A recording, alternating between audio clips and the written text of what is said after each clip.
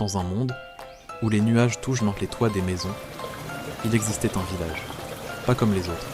Un village où les animaux parlaient, rêvaient, et parfois osaient l'impossible. Et dans ce village vivait Léo, un petit chaton blanc, avec des yeux bleus comme le ciel, et un cœur grand comme la mer. Léo avait un secret, un rêve si grand qu'il n'osait le dire qu'aux étoiles. Léo voulait voler. Un matin, Léo partagea son rêve avec ses amis.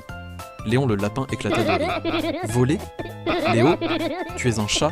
Les chats ne volent pas ? Félix le renard secoua la tête. C'est vrai, tu as des pattes, pas des ailes. C'est impossible. Mais Léo regarda le ciel et sourit doucement.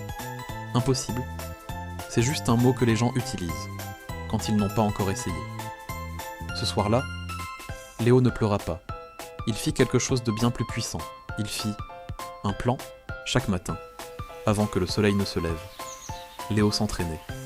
Il grimpait à l'arbre le plus haut du village. Il sautait. Il tombait. Il recommençait.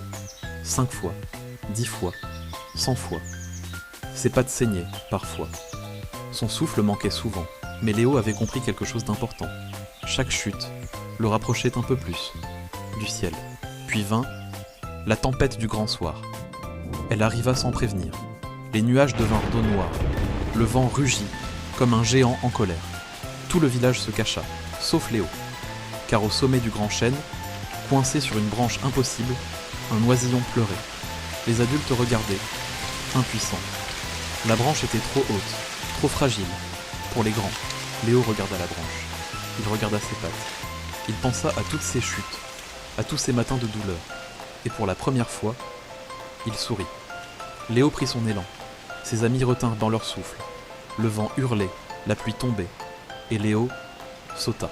Ce n'était pas le vol d'un aigle. Ce n'était pas le vol d'un super-héros. C'était le vol d'un petit chaton qui avait refusé d'abandonner. Ce soir-là, le hibou Sago s'approcha de Léo. Le vrai vol, ce n'est jamais une question de pattes ou d'ailes, c'est une question de courage. Et aujourd'hui, tu as volé plus haut que n'importe quel oiseau que j'ai jamais connu. Léo regarda le ciel étoilé. Ce soir-là, il comprit.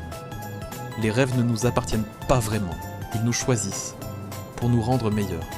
Et l'impossible n'est impossible que jusqu'au moment où on décide de ne plus y croire. Et voilà, ami explorateur, l'histoire de Léo, le chaton qui voulait voler. Maintenant, c'est ton tour. Quel est ton rêve impossible ? Celui que tu n'oses pas encore dire à voix haute ? Écris-le dans les commentaires. Léo et moi, on veut le lire. Et si cette histoire t'a touché le cœur, partage-la avec quelqu'un qui a besoin d'y croire. On se retrouve très vite pour une nouvelle aventure, parce que les mini-explorateurs ne s'arrêtent jamais.